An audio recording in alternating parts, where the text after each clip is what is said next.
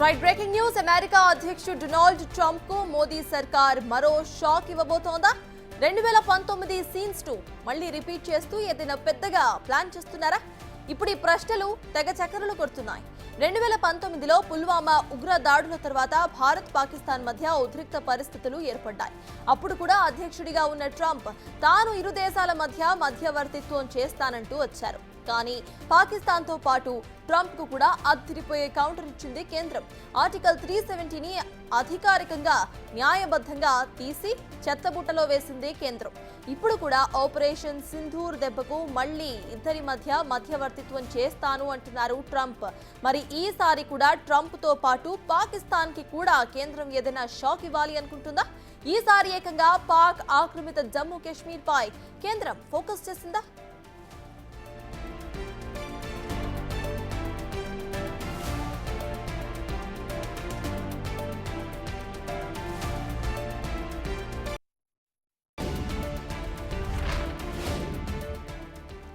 Operation Sindoor Pahalgam ఉగ్రదాడులకు ప్రతీకారంగా Indian armed forces చేపట్టిన స్పెషల్ ఆపరేషనే ఇది.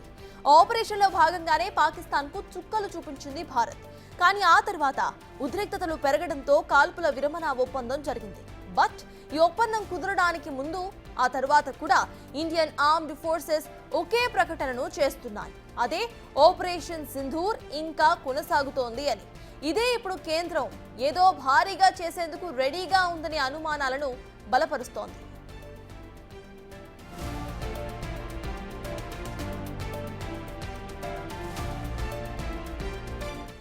2019లో పుల్వామా ఉగ్రదాడులకు కౌంటర్గా బాలాకోట్ దాడులు నిర్వహించిన కేంద్రం ఆ తర్వాత ఆర్టికల్ 370ని తొలగించింది. ఇప్పుడు కూడా పెహల్గాం ఉగ్రదాడులకు ఆపరేషన్ సింధూర్ను నిర్వహించింది. కానీ అక్కడితో ఆగుతుందా అనేది డౌట్.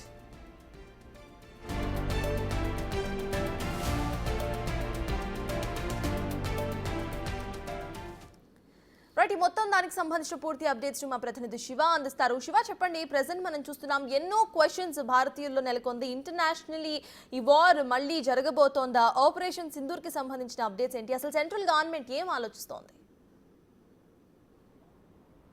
రైట్ సతత్, ఏదైతే ఆపరేషన్ సింధూర్ తర్వాత ఉగ్రవాద స్థావరాలపై దాడి చేయడం, ప్రతిగా పాకిస్తాన్ దాడి చేయడం, తర్వాత భారత్ దాడికి తట్టుకోలేక పాకిస్తాన్ కాళ్ళబేరానికి రావడం, మధ్యవర్తిగా అమెరికా రావడం, ఇదంతా కూడా జరిగిన తర్వాత కాల్పుల విరమణ ఒప్పందానికి సంబంధించి ఒక ఒడంబడికకు వచ్చారు. దాని తర్వాత రెండు దేశాలకు సంబంధించిన డీజీఎంఏ వాళ్ళు, డైరెక్టర్ జనరల్ మిలిటరీ ఆపరేషన్ సంబంధించిన ఇద్దరు సైనిక అధికారుల సమక్షంలో ఒక సమావేశం జరిగింది నిన్న సాయంత్రం. ఆ సమావేశం జరిగిన తర్వాత తాత్కాలికంగా కాల్పులు అనేది విరమించుకున్నాము, ఎవరు కూడా ఒకరిపై ఒకరు కాల్పులు జరపకూడదు అనేది ఒక నిర్ణయానికి వచ్చారు. కానీ భారత ప్రభుత్వం మాత్రం పీఓకేకి సంబంధించి మాత్రం మరోవైపు ఆపరేషన్ సింధూర్ అనేది ఇంకా కొనసాగుతున్నట్టు కూడా ఇండియన్ ఆర్మీ చెబుతోంది. ఎయిర్ ఫోర్స్ కూడా ఇదే నిర్ణయాన్ని వెల్లడిస్తున్న పరిస్థితి కనిపిస్తుంది. అంటే త్రివిధ దళాలు కూడా ఆపరేషన్ సింధూర్ అనేది ఇంప్లిమెంట్ చేస్తున్నాము, అది ఆపరేషన్ సింధూర్ అనేది ఇంకా కొనసాగుతుందని కూడా చెప్తున్నారు. అంటే దీని వెనుక ఆంతర్యం ఏంటి అనేది కూడా కొన్ని ఊహాగానాలు వ్యక్తమవుతున్నాయి. అంటే ఎప్పుడు పాకిస్తాన్ కాల్పుల విరమణ ఒప్పందాన్ని ఉల్లంఘించి ఒక అడుగు ముందుకేసి ఏమైనా దాడులు చేస్తే మాత్రం దాని తర్వాత దాడి అనేది తీవ్రతరం, మరింత తీవ్ర రూపం దాల్చే అవకాశం ఉన్నట్టు కూడా మొదటి నుంచి ప్రధాని నరేంద్ర మోడీ చెప్తున్నారు. దానికి అనుగుణంగానే త్రివిధ దళాలు కూడా సిద్ధంగా ఉన్నాయి. అంటే ఉగ్రవాద చర్య, భవిష్యత్తులో ఉగ్రవాద చర్య ఏమైనా ఉంటే కనుక దాన్ని యాక్ట్ ఆఫ్ వార్గా పరిగణిస్తాము, దీన్ని యుద్ధంగా కూడా పరిగణించి దాని తర్వాత పరిణామాలనేవి చాలా తీవ్రంగా ఉంటాయి. ఊహకందని విధంగా పాకిస్తాన్ నష్టపోతుంది అనేది కూడా భారత ప్రభుత్వం చెబుతోంది. ప్రధాని నరేంద్ర మోడీ కూడా ఇవే వ్యాఖ్యలు చేస్తూ ఉన్నారు.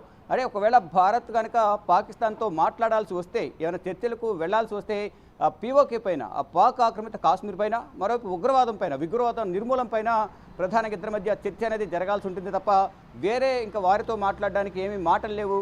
ఏదైనా వారు ఉగ్రవాద చర్యకు సంబంధించి మళ్ళా ఏమైనా హద్దులు దాటి ఒప్పందాన్ని ఉల్లంఘించి ముందుకు వెళ్తే మాత్రం మా నుంచి కూడా దాడి తీవ్రంగా ఉంటుందంటూ కూడా ప్రధాని నరేంద్ర మోడీ తెలియజేశారు. మరోవైపు ఏదైతే ప్రధానంగా చూసుకుంటే ట్రంప్, అమెరికా అధ్యక్షుడు ట్రంప్ ఏదైతే వ్యాఖ్యలు చేస్తూ ఉన్నారు, మధ్యవర్తిత్వం కుదిర్చానంటూ కూడా ఆయన చెప్తూ ఉన్నారు.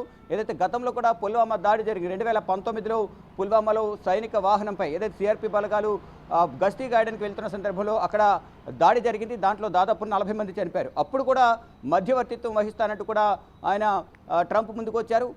అప్పుడు కూడా ట్రంప్ను నిర్ణయాన్ని వ్యతిరేకించిన పరిస్థితి కనిపిస్తుంది. ఇప్పుడు కూడా అంటే క్రెడిట్ తన ఖాతాలో వేసుకునే ప్రయత్నం అయితే ట్రంప్ చేస్తున్నారు. ఇప్పుడు కూడా మధ్యవర్తిత్వం నేనే వహించారంటూ కూడా చెప్తున్న నేపథ్యంలో ఒక విధంగా చురకలంటించే ప్రయత్నం అయితే ప్రధాని నరేంద్ర మోడీ చేశారు. ఎవరు కూడా మాకు మధ్యవర్తిత్వం వహించాల్సిన అవసరం లేదు. ఒకవేళ ఇంతకుముందు చెప్పినట్లుగా మాట్లాడాల్సి వస్తే పీఓకే పైన అలాగే ఉగ్రవాదం పైన మాట్లాడాల్సి అవసరం ఉంటుంది తప్ప ఎవరు కూడా మాకు మధ్యవర్తిత్వం అవసరం లేదు, ఎవరు పెద్దరికం వహించి ఆ క్రెడిట్ వారి ఖాతాలో వేసుకోవాల్సిన అవసరం లేదనే ఉద్దేశం ప్రధాని నరేంద్ర మోడీ వ్యక్తం చేశారని ప్రధానంగా చెప్పుకోవాలి. ఇక పీఓకేపై యాక్షన్ ప్లాన్ అనేది సిద్ధం చేశారా అనే అనుమానాలు కూడా వ్యక్తమవుతున్నాయి. ఏదైతే మొత్తం 21 ఉగ్రవాద స్థావరాలను గుర్తించిన భారత భద్రతా బలగాలు 9 ఉగ్రవాద స్థావరాలపై 7వ తేదీన తెల్లారితే 7వ తేదీ ఆ రోజు దాడి చేశారు. మొత్తం భూస్థాపితం చేసిన పరిస్థితి కనిపిస్తుంది. ఎక్కడ కూడా ఉగ్రవాద స్థావరాలు లేకుండా ఆ ప్రాంతాల్లో మొత్తం క్లీన్ చేసిన పరిస్థితి కనిపిస్తుంది. ఇంకా మిగిలిన 12 ఉగ్రవాద స్థావరాలు ప్లస్ పీఓకే దీనికి సంబంధించి కూడా ఒక ప్రణాళికను సిద్ధం చేశారు. అతి త్వరలోనే దీనికి సంబంధించి కూడా ఇంప్లిమెంటేషన్ ఉండబోతుంది అనేది కూడా ప్రధానంగా ఇప్పుడు కేంద్ర ప్రభుత్వం చెప్తున్న మాటలను బట్టి అంటే ఆపరేషన్ సింధూర్ అనేది ఇంకా కొనసాగుతుంది. ఆపరేషన్ సింధూర్ ఆన్లోనే ఉంది అనేది వెనకడుగు వేసేది లేదంటూ కూడా ప్రధానంగా చెప్తున్నారు. దానిలో భాగంగానే ఈ ఆపరేషన్ సింధూర్కి సంబంధించి యాక్షన్ ప్లాన్కి సంబంధించి కూడా మొత్తం ఒక ప్రణాళికను సిద్ధం చేసి మళ్ళా ఒకవేళ పాకిస్తాన్ కనుక దాడి చేస్తే దానికి సంబంధించి ప్రతి దాడి చేసేందుకు సిద్ధంగా ఉంది. మరోవైపు ఈ ఉగ్రదాడి తర్వాత ఏదైతే పెహల్గాంలో ఉగ్రవాదులు కాల్పులు జరిపి 26 మంది ప్రాణాలు పొట్టన పెట్టుకున్నారు. దాని తర్వాత పాకిస్తాన్ పైన అలాగే ప్రధానంగా ప్రధాని నరేంద్ర మోడీ ఉగ్రవాదాన్ని దానికి స్థావరం ఉన్న ప్రాంతాన్ని ప్రోత్సహించిన ప్రాంతాన్ని కూడా తుడిచిపారేస్తామని చెప్పారు. దానికి అనుగుణంగానే 21 ఉగ్రవాద ప్రాంతాలను గుర్తించి దాంట్లో 21 ప్రాంతాలను 9 ప్రాంతాలను భూస్థాపితం చేశారు. మిగిలిన 12 ప్రాంతాల కోసం కూడా ఇప్పటికే ఒక ప్రణాళికను సిద్ధం చేసిన పరిస్థితి కనిపిస్తుంది. మొత్తంగా చూసుకుంటే అక్కడ ఉన్న పాకిస్తాన్కి సంబంధించిన ఎయిర్ బేస్ విధానాన్ని అంతా కూడా సర్వనాశనం చేశారు. ఎక్కడ పనిచేయకుండా వైమానిక స్థావరం కానీ ఎయిర్ బేస్ కానీ మొత్తం కూడా భూస్థాపితం అయిపోయిన పరిస్థితి కనిపిస్తోంది. ఈ నేపథ్యంలోనే ఫైనల్గా కాళ్ళబేరానికి వచ్చింది పాకిస్తాన్.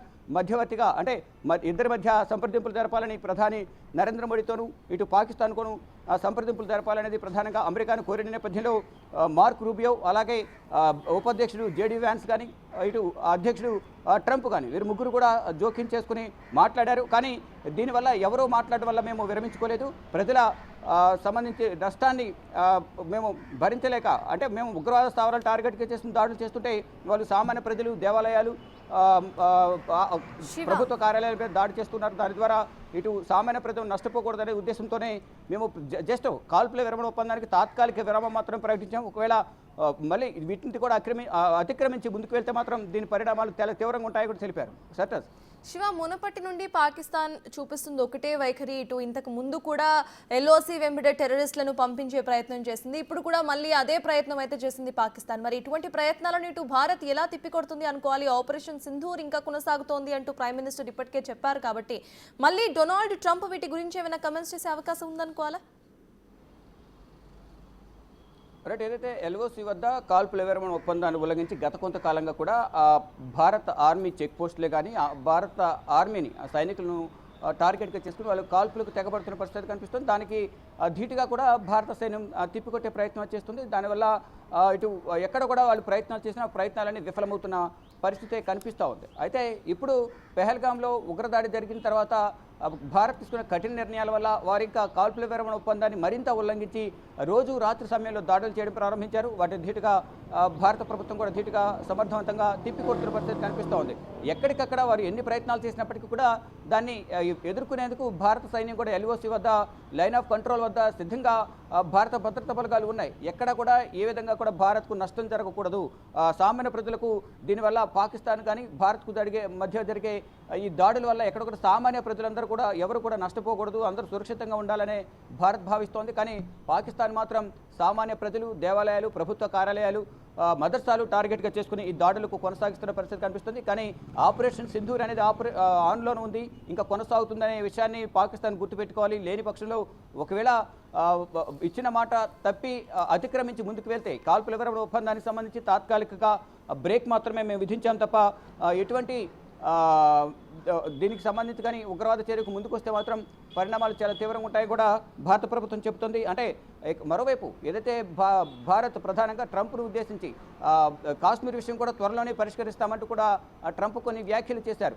అయితే దీనికి కాశ్మీర్ విషయంలో ఎవరు జోక్యం చేసుకోవాల్సిన అవసరం లేదు, దాన్ని ఎలా సాధించుకోవాలో, మేము మా భూభాగంలో ఆల్రెడీ భారత భూభాగంలో ఉంది కాబట్టి దాన్ని ఎలా స్వాధీనం చేసుకోవాలో మాకు తెలుసు, ఎవరి జోక్యం అవసరం లేదు, ఎవరు పెద్దరికం అవసరం లేదు, ఎవరు మధ్యవర్తిత్వం వ్యవహరించాల్సిన అవసరం లేదంటూ కూడా ప్రధాని నరేంద్ర మోడీ ఇండైరెక్ట్గా ట్రంప్కు కొన్ని చురకలండించిన పరిస్థితి కనిపిస్తూ ఉంది. ఇక మొత్తంగా చూసుకుంటే నెక్స్ట్ మోడీ ఈ వ్యాఖ్యలు చేస్తున్న నేపథ్యంలో next army action plan A విధంగా ఉండబోతుందనే దానిపై మాత్రం అందరూ ఉత్కంఠగా ఎదురు చూస్తున్నారు.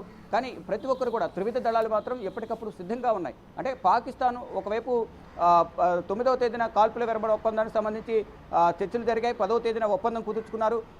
తర్వాత దానికి సంబంధించి ఒక నిర్ణయం తీసుకున్న 3 గంటలకే మళ్ళా డ్రోన్ల ద్వారా, మిసైల్స్ ద్వారా, మోటార్స్ ద్వారా దాడులకు తెగబడ్డారు. వీటిని మళ్ళా భారత్ తిప్పికొట్టింది. ప్రతిగా దాడి చేయడం వల్ల ఇటు పాకిస్తాన్ పెషావర్లో ఒక ఎయిర్ బేస్ కూడా కంప్లీట్గా దెబ్బతింది. అంటే దాని ద్వారా 11వ ఎయిర్ బేస్, మొత్తం 11 ఎయిర్ బేస్లకు పైగా కూడా పాకిస్తాన్కి సంబంధించి నాశనమైనట్టు తెలుస్తోంది. ఈ నేపథ్యంలోనే పాకిస్తాన్కు ఎన్నిసార్లు బుద్ధి చెప్పినా వాళ్ళ బుద్ధి వంకరగానే ఉంటుంది తప్ప వాడు మారడం లేదనేది కూడా భారత ప్రభుత్వం చెప్తుంది. ఒకవేళ వారు దాడి చేస్తే మేము ప్రతిదాడి చేస్తాం, ప్రతిదాడి చేసిన సందర్భంలో వారే నష్టపోతున్నారు తప్ప మాకు ఎటువంటి నష్టం లేదనేది కూడా ప్రధానంగా భారత ప్రభుత్వం చెప్తుంది. కానీ వాళ్ళు సామాన్య ప్రజలను టార్గెట్గా చేసుకుని దాడులు చేయడమే బాగోలేదు అనేది ప్రధానంగా అభిప్రాయం వ్యక్తం చేస్తున్నారు. కానీ దానికి గట్టిగా బుద్ధి చెప్తాం. ఇప్పటికే పర్యాటకులపై దాడి చేసి 26 మందిని ప్రాణాలను పొట్టన పెట్టుకున్నారు. దానికి ఆపరేషన్ సింధూర్ అనే పేరు పెట్టి మొత్తం అందరినీ కూడా భూస్థాపితం చేసే ప్రయత్నం చేస్తున్నాం.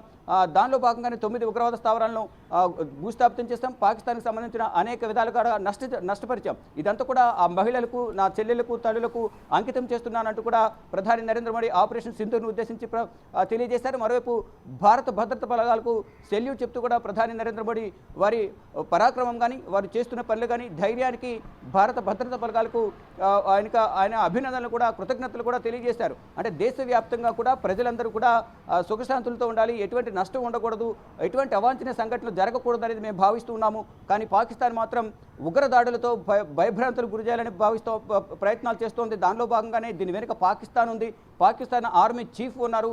అందరూ కూడా వారికి అనుస్థానంలోనే ఈ ఉగ్రవాదాన్ని పెంచి పోషించి ఇతర దేశాల మీదకి ఉసుగొల్పుతున్న పరిస్థితి కనిపిస్తుంది. దానిలో భాగంగానే అక్కడ ట్రైనింగ్ ఇచ్చి భారతదేశం మీదకు పంపించి దాడులు చేపించిన నేపథ్యంలోనే 26 మంది చనిపోయారని కూడా మరో బ్రేకింగ్ న్యూస్ వస్తోంది, అదొకసారి చూద్దాం.